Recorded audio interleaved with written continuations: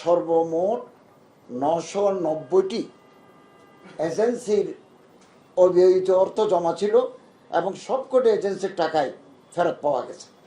এটা আমাদের মন্ত্রণালয়ে অব্যাহত প্রচেষ্টার ফলে এই অর্থের পরিমাণ 1,85,38,468 সৌদি রিয়াল ও 57 হালালা মানে পয়সা আর কি, যা বাংলাদেশি মুদ্রায় 37,94,00,000 টাকার সমান। এক কথায় 38 কোটি টাকা আমরা সৌদি ফান্ড থেকে এনে এখন আমাদের ফান্ডে জমা হয়েছে। এগুলো আমরা 990টি এজেন্সির মধ্যে বিতরণ করে দেব। ইতিমধ্যে ফেরত দেওয়া এই অর্থ বাংলাদেশের হজ অফিসের মাসার নসুদ প্রার্থনা IBN হতে বাংলাদেশের হজ অফিসের হজ সংক্রান্ত সৌদি ফ্রান্সি ব্যাংকে পরিচালিত করতে হস্তান্তর করা হয়েছে। অর্থাৎ আমাদের তহবিল এসে গেছে। 990টি হজ এজেন্সির মধ্যে 3টে এজেন্সির হিসাবে কোনো অবৈধ অর্থ জমা নেই। 831টি এজেন্সির ব্যাংক হিসাবে আছে, তাদের টাকা ব্যাংক হিসাবে হস্তান্তর করা হবে। 156 এজেন্সির কোনো ব্যাংক অ্যাকাউন্ট না থাকায় আমরা ক্রস চেকে তাদের টাকা হস্তান্তর করব। যাদের আছে তাদের আমরা অ্যাকাউন্টে পাঠিয়ে দেব, আর যাদের নাই তাদেরকে আমরা ক্রস চেক দেব। ইতিমধ্যে টাকা ফেরত দেওয়া আমাদের দাপ্তরিক সকল প্রক্রিয়া সম্পন্ন হয়েছে। ফেরত দেওয়া টাকার পরিমাণ একটি এজেন্সির অনুকূলে সর্বোচ্চ 45 লক্ষ টাকা এবং সর্বনিম্ন 2 টাকা। কিছু 3টা এজেন্সির কোনো নাই, 2টা এজেন্সি, কিছু এজেন্সি আছে এদের 2 টাকা, আর সর্বোচ্চ 45 লক্ষ টাকা পার এজেন্সি আমরা ফেরত দেব। সম্মানিত সাংবাদিকবৃন্দ, বিগত কয়েক বছরের জমা পড়ে থাকা অবৈধ অর্থ ফেরত আনা এবং সেটা সংশ্লিষ্ট হজ এজেন্সি সমূহকে ফেরত দেওয়ার ক্ষেত্রে ধর্ম বিষয়ক মন্ত্রণালয়ের উদ্যোগ ও সদিচ্ছার প্রতিফলন ঘটেছে। আমরা সকলে মিলে বাংলাদেশের হজ ব্যবস্থাপনাকে এটা কাঙ্ক্ষিত পর্যায়ে নিয়ে যেতে চাই। 2025 সালের যে অনবদ্য হজ ব্যবস্থাপনা আপনারা দেখেছেন, সেটার ধারাবাহিকতা আমরা বজায় রাখার বিষয়ে দৃঢ়প্রতিজ্ঞ। এদেশের গণমাধ্যম সমূহের হজ ব্যবস্থাপনার ক্ষেত্রে সবসময় দায়িত্বশীল ভূমিকা পালন করে আসছে। হজ ব্যবস্থাপনার বিভিন্ন বিষয় নিয়ে তাৎক্ষণিক দেশবাসীকে আপনারা অবহিত করছেন, আমাদেরকেও নানা তথ্য দিয়ে সহযোগিতা করছেন। আপনাদের অব্যাহত সহযোগিতা ও আন্তরিক উপস্থিতির জন্য আমি ধর্ম বিষয়ক মন্ত্রণালয়ের পক্ষ থেকে আপনাদেরকে ধন্যবাদ ও কৃতজ্ঞতা জানাচ্ছি এবং ধন্যবাদ জানাচ্ছি সবাইকে। এই প্রসঙ্গ সংশ্লিষ্ট যদি কোনো প্রশ্ন থাকে তাহলে আমাদের স্যার সহ আমাদের অ্যাডিশনাল সেক্রেটারি স্যারগণ আছেন, তারা আপনাদেরকে স্যাটিসফাই করার চেষ্টা করবেন।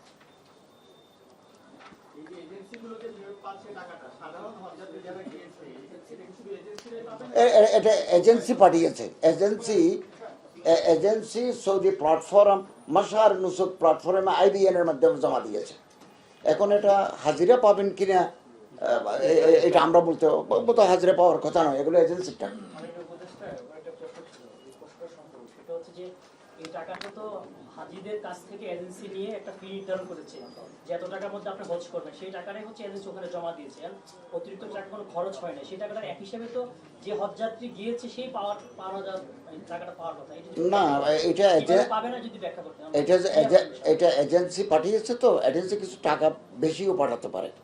এটা যে হাজিদের কাছ থেকে নিয়ে সবগুলো ওখানে দেবে এমন নয়, যেহেতু এটা তাদের ব্যবসা। তো ব্যবসা হওয়ার কারণে তারা কিছু টাকা যাতে শর্টেজ না হয় এই জন্য কিছু টাকা বেশি পাঠিয়েছে। আচ্ছা, এটা 12 তারিখ রাত 12টা পর্যন্ত ছিল। এই 12 তারিখ রাত 12টার ভিতরে আমরা 59,859 জন, অর্থাৎ বলতে গেলে 60,000-এর মতো নিবন্ধিত হয়েছে। এবং 14 তারিখ সৌদি গভর্নমেন্টের সাথে আমাদের বৈঠক হবে আগামীকাল। এই বৈঠকে হয়তো ওনারা আমাদের কাছে জানতে চাইবেন যে আপনাদের সর্বশেষ কতজন নিবন্ধিত, কতজনের ভাউচার হয়েছে। সেই প্রেক্ষিতে আমরা আশাবাদী সময় একটু বাড়তে পারে, ওনারা যদি অ্যালাউ করেন আমার বাড়বে, এটাই আমরা ধরে নিতে পারি। কালকে সৌদি গভর্নমেন্টের সাথে আলোচনা হলেই আমরা এটা বুঝতে পারব। এবং তারা আমাদের কাছে তথ্য চাইবেন যে কত আপনারা করেছেন আর কতজন বাকি আছে, তো আগামীকালে আমরা সেটা জানতে পারবো। আমরা আমাদের তো 1,27,000 বরাদ্দ, জি। সেক্ষেত্রে 60,000 মানে অর্ধেকের মতো হয়েছে। আর এখন কি 12 তারিখের পর থেকে এখন পর্যন্ত কি বন্ধ রয়েছে? এখন বন্ধ, এটা তো 12টার পর থেকে বন্ধ হয়, সিস্টেমে বন্ধ হয়ে গেছে। কালকে মিটিং হলে আমরা আশা করতে পারি, আমরা তাদেরকে রিকোয়েস্ট করব বাড়ানোর জন্য। এবং আমরা আজকে বিকেল 5টার ভিতরে আমরা এজেন্সির কাছ থেকে একটা জিনিস জানতে চেয়েছি যে অপেক্ষমান আর কত আছে, যারা ইনপুট দিতে পারে নাই 12 তারিখ রাত 12টার মধ্যে যারা দিতে পারে নাই এরকম সংখ্যা কত। এটা যদি আমরা আজকে বিকেলের ভিতরে পেয়ে যাই তাহলে কালকের বৈঠকে আমরা বলবো যে এতজন হাজি ইজ ওয়েটিং ফর রেজিস্ট্রেশন। পাইপলাইনে কত আছে মাননীয় উপদেষ্টা প্রতি বছর সরকারি কতজন আর বেসরকারি কতজন একটা তালিকা আপনাদের থাকে, যে দেখা যায় সরকারি হয় 5-7 হাজারের মতো, বেসরকারি থাকে 1,20,000। এইবার কিন্তু আপনি যখন ব্রিফিং করছেন এই বিষয়টা উল্লেখ করেন নাই, সেক্ষেত্রে এখন পর্যন্ত আসলে এটা পরবর্তীতে নির্ধারিত হয়েছে কিনা, সরকারি কত বেসরকারি কত? কোটা কোটা কোটা সরকারি সরকারিভাবে 3,923 এই পর্যন্ত নিবন্ধিত, বেসরকারিভাবে 55,936, মোট 79,859। হ্যাঁ, এই 393। এটা কি এবার মানে যে কয়জন সরকারি করবে ওই কয়জনই আপনার নিয়ে কোনো মানে সংখ্যা নির্ধারণ করা নাই? সংখ্যা নির্ধারণ করে না। এখানে যদি বাড়ে এবার 10,000 বাড়লেও আমরা 10,000 নিয়ে যাব। এটা রেজিস্ট্রেশনের উপর নির্ভর করবে আর কি। না না না না, আমরা তো নির্ধারণ করি নাই, আমরা তো এটা ওপেন রাখছি। মন্ত্রী সাহেব ওপেন না, আমরা ওপেন রাখছি। যারা আসবেন সরকারের চাদরের ভিতরে, under the umbrella of the government, আমরা তাদেরকে নিয়ে যাবো যত আসে, ওপেন রাখছি। এই যে মানে হজে যাওয়ার বিষয়ে মানে সরকারিভাবে যাওয়ার বিষয়ে আগ্রহ নেই কেন মানুষ, খুব কম সংখ্যা? এটা অনেক কারণ আছে, কারণ একটা নয়। এটা আমরা দীর্ঘদিন যাবৎ একটা লিগেসি বহন করে আসছি, এটা অনেক কারণ আছে। আমাদের সময় তো একেবারে লিমিটেড পিরিয়ড, তো অনেক কারণ আছে। সরকারি পৃথিবীর সব দেশে, এমনকি পাকিস্তানেও, ইন্দোনেশিয়া তো প্রায় 90% গভর্নমেন্টের, পাকিস্তানে 67% সরকারি। আমাদের দেশে এটা অনেক দিন থেকে একটা ট্রেডিশন লক্ষ্য করছি।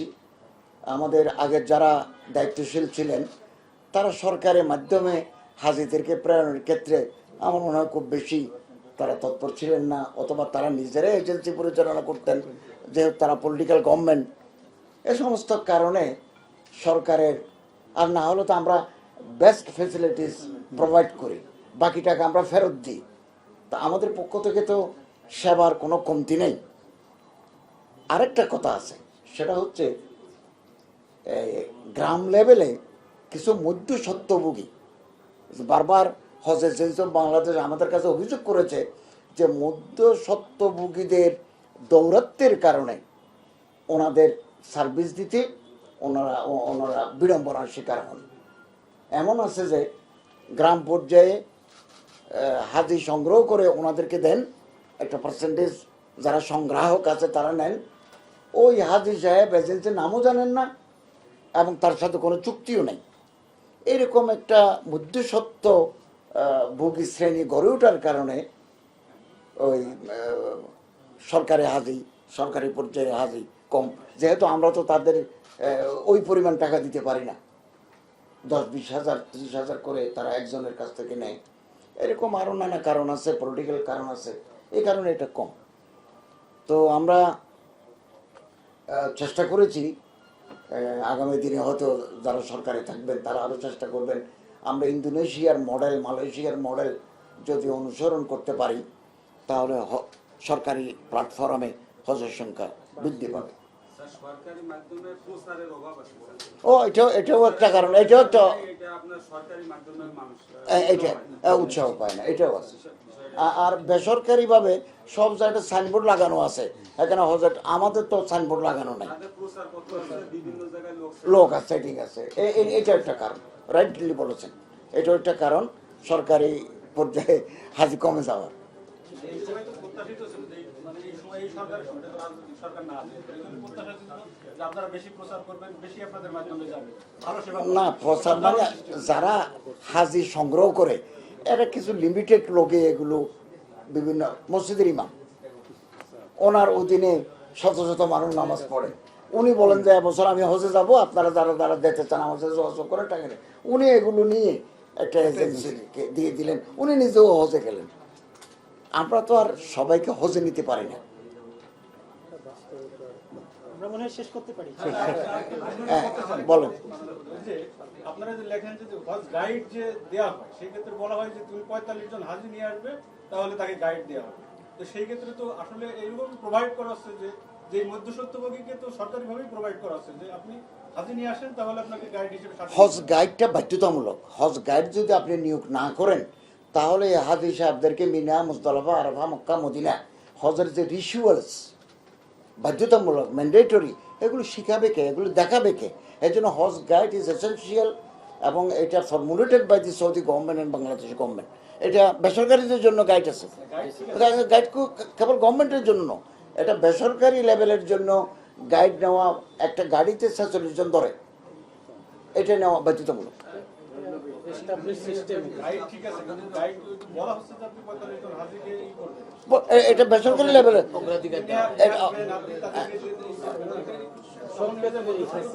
না, এরা মধ্যে শুধু এরা তো শ্রম দিচ্ছেন, এবং এক একটা গাড়িতে 46 জন করে যাত্রী ধরে ওনাদেরকে মক্কায় নেওয়া, মদিনায় নেওয়া, দোয়া দরুদ শিখানো, মাসালা মাসাইলের জন্য আমরা কিন্তু হজ গাইড আলেমদেরকে নিই, অথবা যাদের ইসলামিক নলেজ আছে হজ সংক্রান্ত তাদেরকে নিই।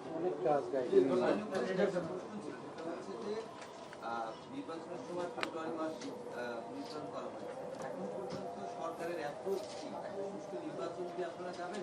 কেউ কেউ বলছে যে উপদেষ্টারা আঘাত করেছে, পালাবেন, এরকম পরিস্থিতি আছে কিনা? আচ্ছা, এটা তো হজ সংক্রান্ত নয়। আমরা কোথায় দেশ থেকে পালাবো?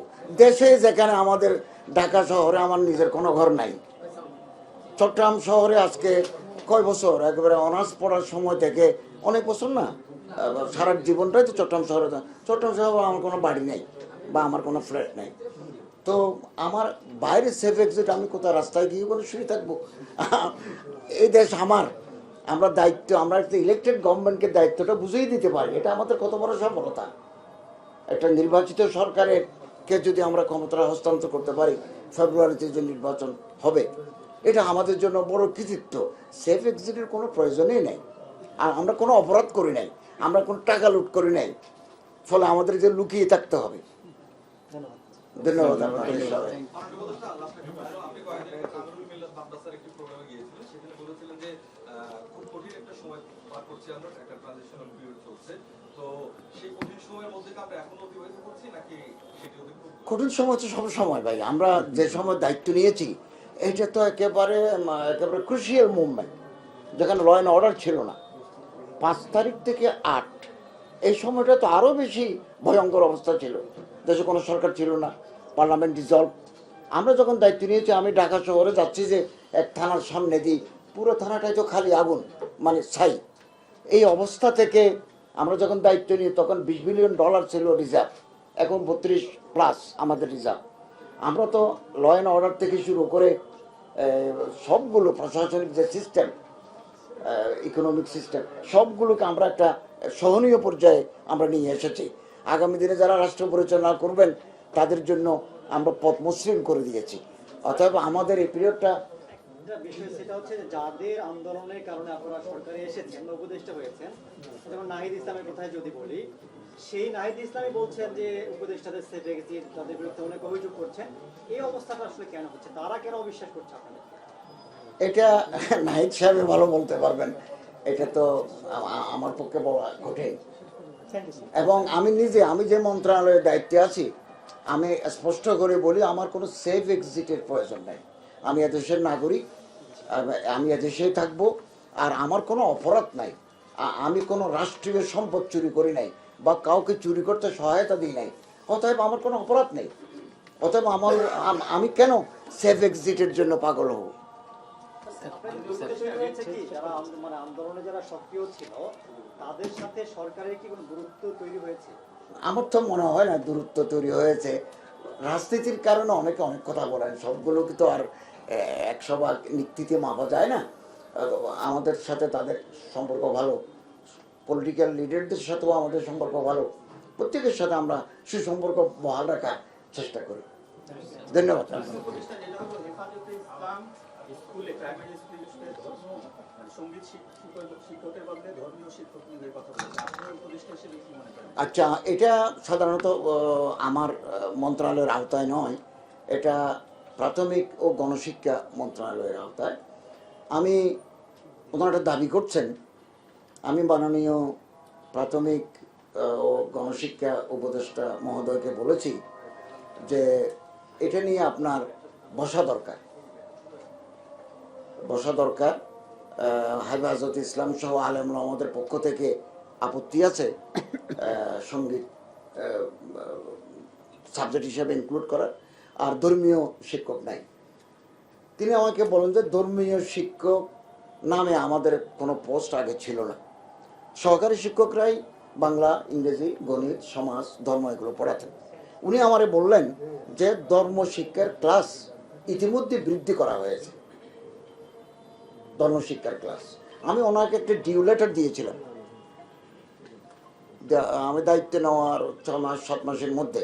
আমি বলেছি যে সমস্ত কওমি মাদ্রাসার ছাত্রের দাওরা হাদিসের সনদ আছে, যেটা বিগত government MA Arabic, MA Islamic Studies-এর ইকুইভ্যালেন্স, এটা accepted by the, approved by the parliament. আপনি ওনাদেরকে প্রাইমারি স্কুলের শিক্ষক হিসাবে নিলে তারা ধর্ম, বাংলা এগুলো খুব ভালো করে পড়াতে পারবেন। তিনি বলুন আমি এটা বিবেচনা করব। আমি এটা ডিউ লেটার ওনাকে দিয়েছি। তো এটা ওনার মন্ত্রণালয়ের ব্যাপার। তারপরে আমি আলাপ করব, ওনার সাথে আলাপ করব এই ব্যাপারে, যাতে কোনো উনি এটাও আমারে বলেছেন সঙ্গীত শিক্ষার যে ঘোষণাটা এটা খুব দ্রুত বাস্তবায়িত হচ্ছে না, এটাও বললেন। না নেওয়া যাবে না, নয় হেফাজত দাবি করছে। উনি বললেন যে এটা এখন আর হচ্ছে না, এখন আমরা এই বিষয়ে আর অগ্রসর হচ্ছি না। ধর্ম ক্লাস এটা হিন্দুরা হিন্দু ধর্ম পড়াবেন, বৌদ্ধরা বৌদ্ধ ধর্ম পড়াবেন, মুসলমানরা ইসলাম ধর্ম পড়াবেন, নৃগোষ্ঠীর লোকেরা নৃগোষ্ঠীর ধর্ম পড়া। আমরা এটাই চাইছিলাম, আমি এটা ওনাকে বলেছি। এটা ওনার মন্ত্রণালয়ের ব্যাপার। এটা না না, এটা আমি বলতে পারবো, যেহেতু এটা আমার মিনিস্ট্রির আন্ডারে নয়। উনি আমার এতটুকু বলেন যে সঙ্গীত হেফাজতের দাবি বা বিভিন্ন ইসলামিক দলের দাবির ভিত্তিতে প্রাথমিক ও গণশিক্ষা মন্ত্রণালয় এটা বিবেচনা করছে কি করা যায়। এখন যে সঙ্গীত শিক্ষা বাতিল, এটা তো আমি ওনার মন্ত্রণালয়ের কথা আমি বলার তো সমীচীন নয়। মাননীয় উপদেষ্টা, আপনি একজন ধর্মীয় বোদ্ধা এবং ধর্ম উপদেষ্টা, আপনি কি মনে করেন এই প্রস্তাবটাকে গ্রহণ করা উচিত? না না, এটা তো আমার মন্ত্রণালয়ের এখতিয়ারভুক্ত নয়, এটা আমার মন্ত্রণালয়ের এখতিয়ারভুক্ত, এটা প্রাথমিক মন্ত্রণালয়ের এখতিয়ারভুক্ত। ওনারা এটা ঠিক করবেন সঙ্গীত থাকবে কিনা বা না থাকবে, এটা depend on his ministry. Thank you.